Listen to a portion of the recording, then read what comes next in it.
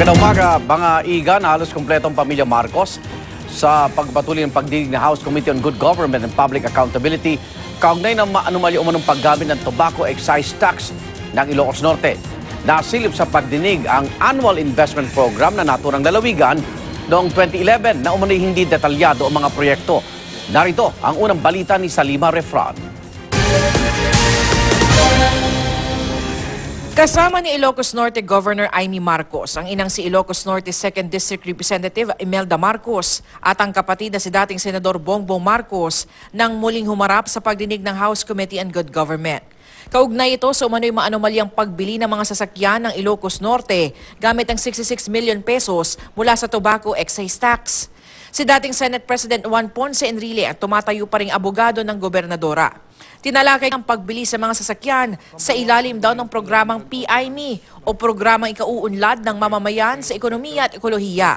Nasilip ang Annual Investment Program ng Ilocos Norte noong 2011. Hindi raw detalyado mga proyekto sa PIME. It's the appropriation of the tobacco excise tax share of the province, and then the name given was PIME. Siguro nagpapauso lang yun at eto nga, siyempre, inuuso rin natin yung mga kapangalan natin. Pati, Yes, dati may RUDIF din yan, yung Rural Urban Development Infrastructure Fund ni Congressman Fariñas, at yung iba't iba pang Saan po nang ginagamit galing natin. yung Rural Urban Development Infrastructure Fund? Where did you find Hindi that? ho ba may pangalan kayo dati na project na RUDIF ang pangalan? Wala, ma'am. Git ni Majority Leader Rudy Fariñas, lump sum na raw ang PIME. Dito po sa PIME kasi, daang-daan milyon po ang napunta dyan. You appropriated so many millions of pesos for the PIME, di lump sum na po yun. Who will now decide how will that amount be spent? Talaga naman na may lump sum.